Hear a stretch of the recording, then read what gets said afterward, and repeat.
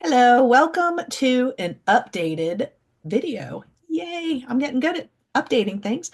This one is honestly one of my favorites, but it also gets me all kinds of riled up. This one clearly titled Natural Disasters and How Humans Make Them Worse.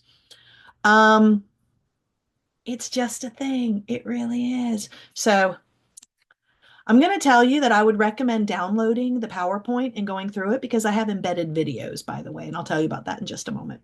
So, natural disasters, we have a whole bunch of different natural disasters, and we have had all of these in the past decade, every one of them. There's a cat sharpening their claws over here, and it's very much distracting me. Anyway, we have had so many of these everywhere. Just in the past 12 months, we've had multiple hurricanes, tornadoes, we've had tidal waves, we've had earthquakes. Gosh knows we've had the wildfires. Um, I think it's been over 12 months for the volcano, but it's getting close. We're about to probably have the mudslides in California. The dust storms, I am not sure if there's any recent dust storms, but I know just a couple of years ago we had a bunch of those. We've had drought nonstop. We've had floods. And the pandemic, we already know, was 5 years ago. So not that long ago. And we've got another one building, which I'll talk about in a little bit. And famine, we got it all over the place. So these are things that we have on a regular basis. Real life disaster. I always like to start with the Indian Ocean tsunami. This was on Boxing Day, um, 2004.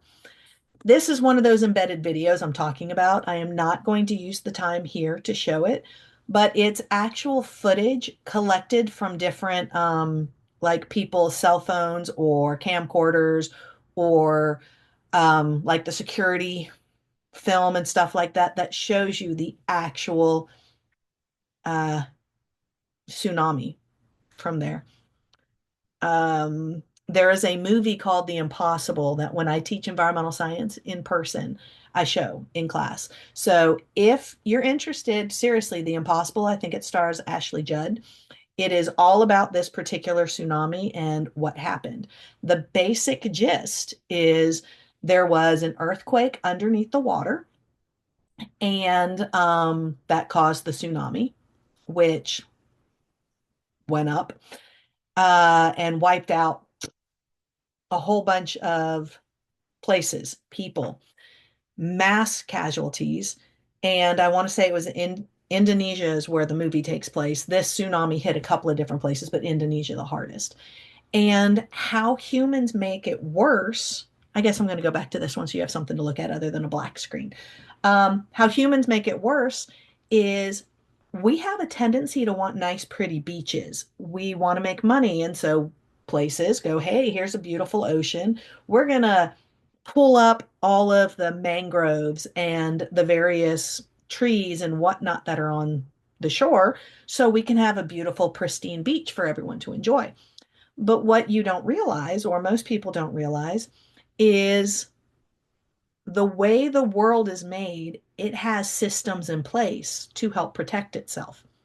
Those mangroves, they're also a littoral forest. Most people haven't heard about a littoral forest, but a littoral forest has a lot of the mangroves and stuff. And it's actually a stopping off point for like migratory birds in order to think of it as like a rest stop or a gas station on a long road trip. But the other purpose of them is to break up tsunamis as they're coming towards shore. The different trees, the different reefs, the different things all along there are there. So as the ocean is picking up speed, it's like a speed bump. It helps a barrier. So if you look at how the tsunami smacked into Indonesia, you'll see the resort area where humanity decided to clear out nature in order to have a prettier beach got totally decimated. The indigenous people a little farther up, where there were still all the things on the shore, they got hit, but they weren't decimated. Um, that's kind of a big thing to pay attention to. So that's one of the ways that humanity makes this kind of thing worse. We have all heard about Hurricane Katrina. And there's also, by the way, a file in the class that gives you facts like, who helped here, how much damage, that kind of thing. I am just doing quick little recaps to get to the more current stuff. How humans made Hurricane Katrina worse. Hurricane Katrina was pretty powerful. We have beat the power of Hurricane Katrina this past year for sure. A couple of times before that as well, but definitely Helene and Milton beat Hurricane Katrina. Let that one sink in. Well, Hurricane Katrina, the way humanity made it worse was New Orleans is basically, it's called a soup bowl because it's literally below ocean level. And so you have these levees. The levees are there to keep ocean water out so, people can live here. And that's fine. But the levees are not designed or were not designed to withstand such a strong hurricane. They also were not in good repair. So every year when it came voting time and it would come up on the ballot to increase these taxes to help fix this, people voted no because they didn't want to pay any more money. And so year after year, these levees were not repaired. So then when Hurricane Katrina came through, it was old, unrepaired levees that also were not made to survive a hurricane of that strength. Global warming is also something that is making our hurricanes worse, which is why if you look at the strengths of hurricanes, it's been on an uptick and hurricane season keeps starting earlier and lasting longer. And that has to do with how we have been adjusting the temperature of the overall planet. But the big one for Hurricane Katrina, I'm going to tell you, is just we're living in an area that's below sea level, not taking care of what's keeping the ocean out of it, and then get the smackdown. We've had quite a few earthquakes. So I'm just throwing these in here so you've got some stuff about the basic earthquakes. We've had back here, 1974, this was listed as the super outbreak. They had never had so many tornadoes in such a small amount of time. I do believe we have passed this now. The Black Plague. Most people have heard of the Black Plague. You were brought up in history class hearing about the Black Plague. What you don't realize is we still have this to this day. Every summer, there are cases of this diagnosed in Colorado. Other areas as well, but Colorado is the main one I know of. The reason it's not such a huge deal now is because now we understand what it is. We know the signs. We know how to treat it. Way back when, we had no clue. If you've ever heard of Ring Around the Rosie, that comes from the Black Death. By the way, if you download this PowerPoint, you'll notice a lot of these are hyperlinks, so you can click there and you can get more information about it, just so you know. Famines. We've had a lot of famines. This first one I'm going to talk about is from 1769 in India. It ended up killing over 10 million people because there was not enough food. This was created because of a severe drought. This is why droughts are very big deals. It kills off so much. Well, I mean, the droughts we've been having in California, you've seen what's happened with that. I told you I'm like recapping a lot so we can get to the more current stuff. Potato famine. In history class, you should have learned about the potato famine. This one also took over 1 million lives. It was bad enough that Ireland was suggesting people leave Ireland because they wanted their people to still survive. That tells you something right there. Flu pandemic. Dude, the flu pandemic of 1918, this was considered one of the biggest things ever. It resulted in anywhere between 35 and 75 million deaths. We all know what the flu is. The flu is still here. The flu will be here forever. For you history buffs or people who get a kick out of history, I challenge you to look up how people reacted during the flu pandemic of 1918 and how people reacted during the COVID pandemic of 2020. They are almost identical. It is insane. You think we would have learned something from the first time it happened, but people. We're coming back to the flu. Don't worry. All right. This is just a bunch of stuff about sinkholes. Sinkholes are where just this hole just opens up in the earth and you go down. For the flu pandemic, how humanity makes it worse. I'm going to be getting to that at the end because I realize I didn't even talk about it there, but it's because I'm covering flu again, and that's where I'm going to talk about that. Sinkholes. We have undermined so many areas that it's just made things weak. I live in Atlanta, and we randomly have sinkholes open up, like downtown Atlanta. A couple of years ago, just open. Florida has a ton of these things. And one of these was probably about a decade or so ago. And that one is the one that stuck in my head. And that was the first time I started paying attention to sinkholes. It was a case where I believe it was two brothers. They lived in the same house. And the one, I have a cat about to jump up here. Um, the one brother said he was going to bed. He goes into his bedroom. The other brother in the living room hears a noise, goes in there. An entire sinkhole had opened up under the brother's bed. The whole bed, brother, everything gone. Never seen again. That's terrifying. There aren't really many warning signs for this, but we as humanity have undermined so many areas. We have built in areas that don't have solid ground that's how we're making that one worse. We got a lot to say on this one. The first hyperlink where it says California, this will take you to a website where you can actually use a slider to look at the difference. Pictures taken before and then a couple of years later, so you can see how much damage was done in 1 or 2 years. And it's insane. The reason I like to include this is we know that California is in a drought. It's been in a drought for quite some time. Look at the dates here. 2014 is when it started getting into extreme and exceptional droughts, and it's only gotten worse. I like to ask people if they know what happened in this time period. Most people don't. Different people try to guess different things. Since this is a recording, I will just go ahead and let you know. Feel free to Google this stuff too. This is around the same time that California passed the legislation to make growing your own weed, your own marijuana, legal. It was supposed to be for personal use, but a lot of people just heard, hey, I can legally grow weed, and they flocked out to California. It's called weed for a reason. It uses a lot of water. So there were fields of marijuana planted in California. People were cutting channels to take water from rivers to go to their pot fields, and they dried up entire riverbeds to grow a lot of weed. Um, that's when the really extreme droughts started. And even High Times magazine published asking people to stop. When High Times magazine is telling you to quit growing marijuana, that should really tell you something. Humanity has a bad habit of thinking, well, it's just me, and forgetting it's never just you. There are so many things happening.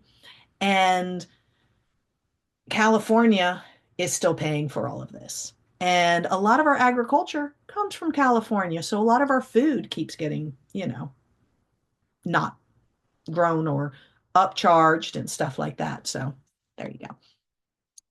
This is talking about the rising sea level. Miami is going under the sea level constantly. It's slowly sinking. Every time there's high tide, parts of Miami are underwater. And the really gross part is their sewage system was not built to take this. And so they keep trying to repair it because there are areas where every high tide, there's sewage in the streets. Turkey Point is the nuclear power plant in Miami. And as the sea level is rising, it's getting too high for this nuclear power plant. Why this should be concerning? Once you build a nuclear power plant, you can't turn it off. It might not generate energy anymore, but there's nothing to do with all the stuff you've put in motion. You have to keep it cool. If they can't properly maintain this plant, it's going to, you know, um, that's a really big disaster in the making right there. Earthquakes, loads of earthquakes. These are older ones that are listed. Notice I put one where we had an earthquake, the Georgia-South Carolina border. I say we because I live in the Atlanta area. I think I'm northeast of Atlanta. And I felt the earthquake when it happened. And if you notice, the next one says Texas earthquakes and fracking. Well, I had already been researching how fracking causes earthquakes in areas that typically don't have earthquakes. So when the earthquake hit and I was woken up with my whole house shaking, I immediately started looking up if there's fracking anywhere around. And yes, they were practicing fracking around the Georgia-South Carolina border. That's how we're making those parts worse. 2017 hurricanes. We had some massive ones. So we had Harvey, Irma, and Ophelia, just to name a few. Harvey did some serious damage. We got some pictures. This is the size of Hurricane Harvey. That's monstrous. Look how much water it dumped on Houston. They were legit underneath the water. Take a look at this overpass, how much parts of this road are legit totally underwater. It was massive. This picture I picked just because, I don't know, it's a great action shot and it really puts through how bad it was. The elderly ladies here is the one that angered me the most because I've already mentioned climate change is affecting the power of our hurricanes. This one just made me angry. This was from I'm trying to remember the proper name, assisted living home, and the workers left.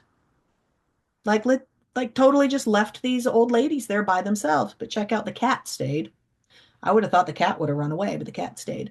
And the only reason people found out was family members were calling to check on, grandma, mom, and there were no workers.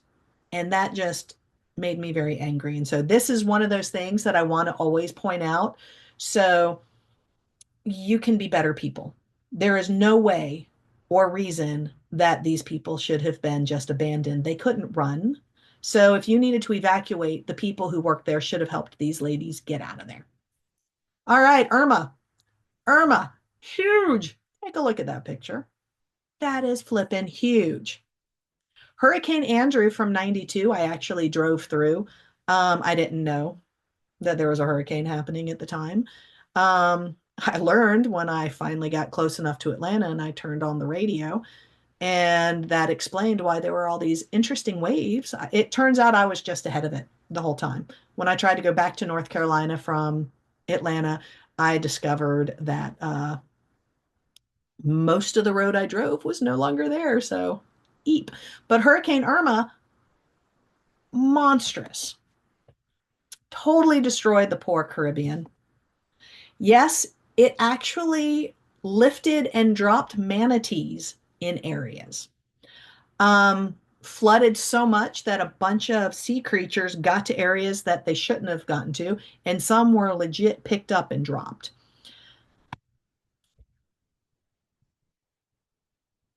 This next picture is not a picture of Atlanta, but I needed a picture. Oh, not that one. This is still in Florida. This one. This is not a picture of Atlanta. Atlanta does not have palm trees, but I wanted a picture to go with it to just point out that Hurricane Irma was a tropical storm when it hit Atlanta. That is the first time in all of history that a tropical storm hit Atlanta. Atlanta's nowhere near the tropics. We're not near the coast. We are not supposed to get anything like that. Atlanta gets tornadoes. We don't get hurricanes. We don't get tropical storms, except now we do. This is an older one showing you how they matched up. So you can see right here, we've got Hurricane Katrina. And notice Hurricane Irma beat Hurricane Katrina. Hurricane Dean beat Hurricane Katrina. So we just kept getting bigger and bigger and bigger. So you notice we're getting bigger, bigger, bigger as we go. 2018, we had Hurricane Michael. 2024, all of you have to remember Hurricane Helene and Milton. Massive, huge destruction. At no point did anyone think a hurricane would hit and flood a mountain town inland in North Carolina. Like, seriously. So, even if you want to say, oh, I don't believe climate change, I don't believe global warming, You have to look at the facts, look at what's happening. And if you're going to say, well, people have machines that cause this, no, they don't. Um, do some serious scientific searching, do true, valid source searching.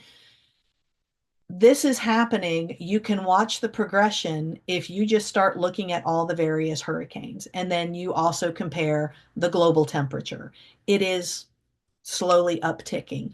And by having the temperatures change, it is causing more damage. Um, I think I've mentioned it in the past that even the temperature of our ocean has been rising.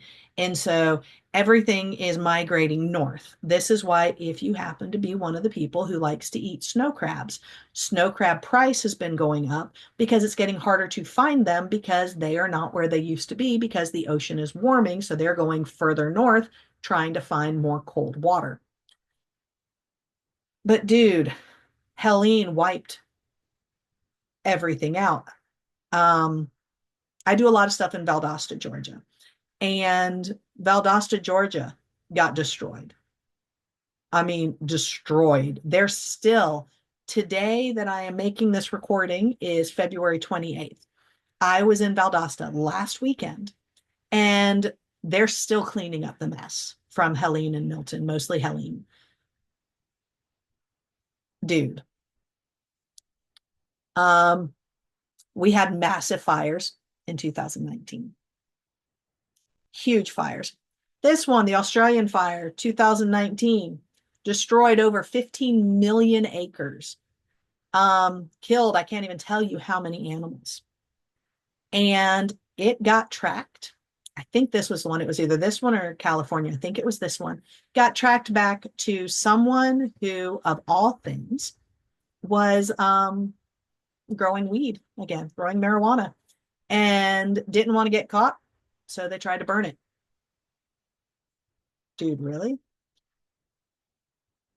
Amazon fires, these keep getting caught on fire and then it takes them a moment to put it out. And it's very interesting if you read up on it. It's normally right around when they're being told you're not supposed to clear out any of the Amazon rainforest, but people want more space for more cattle because people want beef and cows take up space. And so globally, areas keep clearing out more forestry in order to make more land for more cattle, which is perpetuating the problem because the cattle release methane, which is a greenhouse gas. Trees take in carbon dioxide, which is a greenhouse gas. So we're getting rid of things that remove one greenhouse gas while we're adding even more greenhouse gas into the air. Oh, goodness, it's not good. Siberia. Siberia is not supposed to be on fire. It's flipping supposed to be super cold, but it was also on fire in 2019. 2019 was a rough year all around. California fires, these suckers were on fire. So in 2019, they had over 1,013 fires. And then just from January 1st to May 31st, 2020, 1745 fires. And I believe it was in 2020 or 2021, one of the massive California wildfires was started from a gender reveal party where it's already in a drought and they thought it would be a great idea to do little fireworks or something to show whether or not it was a boy or a girl. And then that ignited massive fire. I don't have it on here, but there's one in the past. I'm old, so my dates kind of run together. Um, I think it was less than 10 years ago, but it was on the East Coast, Chattanooga. Somebody flicked a cigarette out of their car window and it, because of the drought, set everything on fire. And people were racing down the mountain roads trying to get out of Chattanooga. So there's a whole lot of stuff we as humans are doing that are just irresponsible that are causing these fires. California wildfires 2020. If you remember, we could see smoke everywhere. Then we had the Canadian fires. We had the Canadian fires of 2020, 2021, where the smoke came all the way down to Georgia from Canada because it was so bad. 2023, I think, might have been that. But I know 2023, Canada was on fire, like most areas of Canada. People are having to evacuate entire provinces in Canada to get away from the fire. And then, of course, this year we've got our LA wildfires. It's only the end of February. When you watch this, it will be the very beginning of March. And we have already had massive wildfires in 2025. These are hyperlinks, so you can see more stuff. There's videos and stuff. I'm not doing the videos for this one because I'm trying to not take as long. This is an older one from Houston, Texas. Notice this is from 2020. But this happens randomly out of nowhere, where they find that there was a brain-eating amoeba found in the tap water. We have a lot of microplastics in our tap water, but I'm more afraid of the brain-eating amoeba. This is why you need to keep an eye on like the water quality of where you live. South Georgia is not always the best for water quality, but it's better than Houston, just so you know. Then we come up to our COVID-19 pandemic. This is a timeline that I did way back when, and I've kept it here just to show how quickly it exploded. The first case found in the United States, like officially diagnosed in the United States, was January 21st, 2020. By August 10th of the same year, there were over 5 million cases. By December 20th of 2021, we had over 52 million cases. Then these are the number of deaths in the different areas. And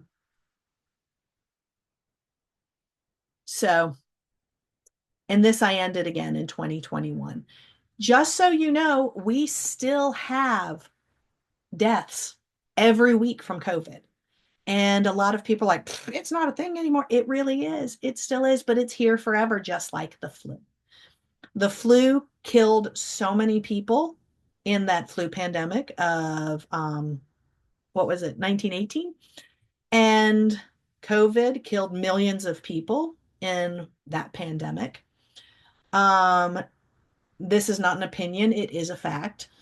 And I know there's a lot of conspiracy things where people like to say, well, that person had COVID listed as the cause of death, but in reality, they had diabetes, or they were obese, or they had asthma. They had those things and were still alive. So when somebody died of an asthma attack and they had COVID, the cause of death was COVID because COVID caused that. It's a respiratory issue. If somebody was living with health issues, but then got COVID and died, yes, it is COVID that killed them. I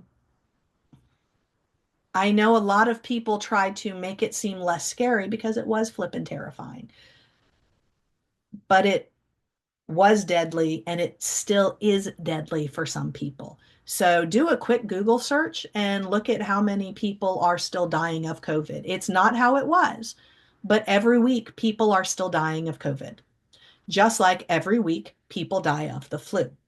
Right now, we have a huge outbreak in the US. Now, I have an article here and I have an article for the next one. And that's what I kept on here because I wanted to share these articles with you. So this news article is dated February 7th. I could have done a more updated one because now it's about to be March, but this one I wanted to show. We have a massive flu surge happening right now. So we already had at the beginning of February over 13,000 people having the flu and over 57 children died. 13,000 people and 57 children died of the flu so far this season. So many people had contracted the flu in this area, this is what the video is, that the school closed because there weren't enough people to run the school. This is flippin' huge. Why this is big? Well, one, people die of the flu every year. It's happening right now. My boyfriend's son died of flu B. He was a special needs child, and well, he was an adult by the time he passed. And during the pandemic, 2020, he died of flu B. Flu B. There are people who end up with all kinds of issues or lose a loved one due to the flu. I have asthma. I have really crappy lungs. I have to do my inhaler constantly. Like I have the inhaler I do every morning and night, then I'm supposed to do random breathing treatment. So I have compromised lungs. And I used to end up in the emergency room a couple of times every year because of breathing issues. And a nurse there told me that if I got the flu shot, the flu vaccine, that would help. And I thought she was flipping crazy. I was like, how in the world is the flu vaccine going to help me if I don't have the flu? And she said, trust me, it does. And it's because even if you don't contract the flu completely, it's still affecting you. You can still kind of carry it along and pass it along. From that moment, I got the flu vaccine every year, and I have not been back to the ER for breathing issues during flu season ever again. I swear by it. So anyone who has asthma, if you haven't been getting the flu vaccine, dude, get the flu vaccine. The other thing is the flu vaccine does actually help you to combat the flu. It is not just you won't ever get the flu. It helps you better survive it. Same thing with the COVID vaccine. It helps you better survive it. But it also helps you to where if you contract it, you're not as likely to spread it. And so for all of you who say that humanity is number one, that you think people need to matter more than anything else, you should be first in line for the vaccines in order to protect your fellow man. Because you're not only protecting yourself, you're protecting the people around you. And why I'm really harping on this subject is this one. We're having a current measles outbreak right now. And a couple of days ago, we had the first kid in a decade to die of the measles. There is no reason for anybody to get the measles in the United States of America. We almost had measles completely eradicated. Around the year 2000, it was listed as eradicated in the US because everybody had been vaccinated and it was dying out. In 1988 to 1990, California had a huge epidemic of measles. And they had, I have my numbers written down here so I don't forget, 3,390 hospitalized in that amount of time for measles, and 75 people died, most of them children. That's what kind of bumped up more people started getting vaccinated because they realized, holy crap, I don't want to kill my kid. This is preventable.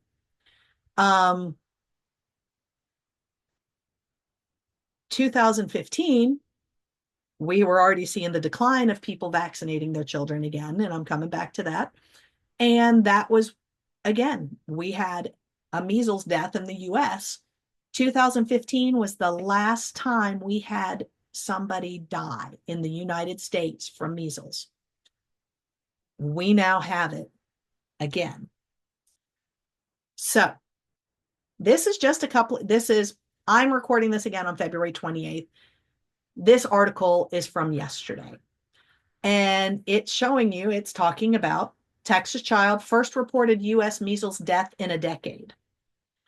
It's hit more than 130 people. We have this massive outbreak happening throughout Texas right now, Texas and New Mexico, that are contracting measles, mostly because they have not been vaccinated. Now, here's where I'm going to go off for a moment. 100% valid. And it's just the reason I say I go off is I get very upset, very angry because I love children and there is no reason to risk a child's death because of something that's not true. There is a huge misinformation out there that vaccines give people autism. That is not true. There was one article that was published a long time ago that has been discredited, discounted. It has been proven inaccurate, and even the person who published it apologized and said it was not valid. But people come back to that one argument over and over again. You do not get autism from vaccinations. I get angry on this one when people say they're not going to do the vaccination because the kid's going to get autism, because I am autistic. And what you are saying is, I would rather risk this person dying. I would rather chance my child dying than to be like you. And you can say that's not what I'm trying to say, but that's literally what you're saying. If you say you are going to risk your child dying of a preventable disease than to be like somebody else, that's bad. And it's also not even possible. Vaccines do not give anyone autism. If you want to know about autism, please ask me, message me. I will totally educate you.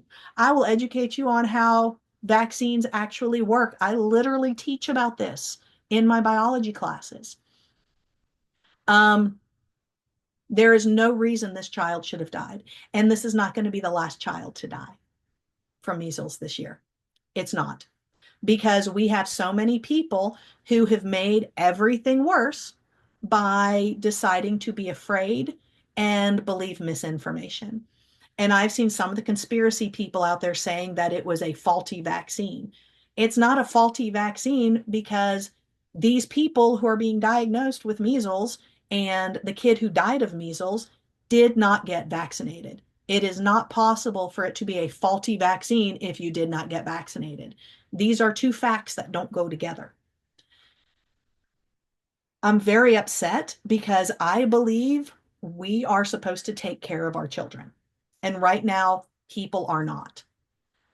And I hope it's just because they are uneducated and misguided. Um, but we need to do better, because it is inexcusable that we have a child who has died from something that was 100% preventable. And we are going to have more. The flu one I was talking about with that flu vaccine, I'm upset on that one too, because with the various cuts that are happening currently in our government, one of the things that they are deciding to not go forward with, and we're still trying to see what's going to happen with this, is on the chopping block is which flu strain to study for the next flu vaccine. And so it's possible that this next flu season, we won't even have a vaccine. So we will have more deaths. I will probably end up back in the ER because I might not have the option to get a vaccine unless I go to another country. And I love this country. I'm a little upset with what's happening. Well, more than a little, but I love this country, and it makes me angry that I might have to go to another country to get medication to help myself due to what is happening. And again, I've said it before, you can be wherever you want to on the political spectrum, but a fact is a fact. The vaccines do work, scientifically backed. I will happily show you everything about them if you want. And if you have any articles or sites that you want me to look at, because this is where you have obtained your information, I will 100% go to them and I will look at them and I will let you know which parts are accurate, which parts are inaccurate. I will tell you where this came from, where that came from. I will do a back and forth with you. But don't send me any stupid videos. I despise the stupid YouTube videos and TikTok crap, because that is where people are just doing a quick, fast recap. They need to have backing for it. So if you're getting your information from one of those, look in their comments or their details and see where they're getting their information and send me that, and I will let you know. But I would love to educate you on how these things work so we can stop making epidemics worse because of our choices. Now, it ends down here to what we can do. There's a lot of things there is absolutely nothing we can do about. Like, can we control if there's going to be a hurricane? No. Can we control if, say, There is an unspecified epidemic kicking up in the Congo where 53 people have already died and it's spreading quickly. Can we control that? No. What can you control? You can control what you do. If you get vaccinated, you might protect your grandmother. If you get vaccinated, you might protect somebody's baby that you go see. Like, imagine your best friend just had a baby or you just had a baby, and you go up there and you kiss the baby's head. What happens if you were carrying whooping cough? You might have just given it to the baby. Easily to be vaccinated from, but the baby can't because the baby's too young. That's in your control. What's in my control is education. I do everything I possibly can. I try to curtail things that are not great. I try to fix my different not great habits. I'm not perfect. I screw up. I know this, but I try my best to constantly improve. But the number one thing I can do is educate. That's literally why I'm a teacher. Um, that's why I constantly say, contact me. I've had a couple of people who have actually picked me up on that, and I am so excited about that, where we can go back and forth and discuss things. If anything I say you 100% disagree with, message me. Say, I don't agree with this. Can you explain? Or tell me what you think, and I can counter. I would love to have more of a dialogue. If this was an in-person class, we would have a dialogue in class the whole time. Um, I don't do it in the discussion completely because some people get very heated. Some people are really great at having a conversation when people come from two different sides. Other people are too used to the internet and become trolls and just horrible people. And that's why I don't have that open. There is one discussion in the term where it can get spicy. Um, but I try to keep it curtailed so no one's getting hurt. But I want more of a discussion. So please, please, please message me. Let us have a dialogue. I want to educate on what things actually are so we can be a better educated society so we can truly take care of each other. So whether you picked anthro, bio, or eco, all of you agree that humanity is important. Some of you believe humanity is the most important. I put a huge burden on those. Those of you who said that humans are the most important thing on this planet, you should be the ones who are doing the most to protect humanity. And that child who just died of measles was not protected. That's what I want us to all be able to talk about. So please, please, please, somebody contact me about this. Anyway, I guess that's it for this natural disasters and how humans make them worse. And I'm guessing the same few people will watch this that have watched the others, and most people won't bother clicking on it. But thank you for those of you who actually watch and interact with me. I guess that's it. Peace out.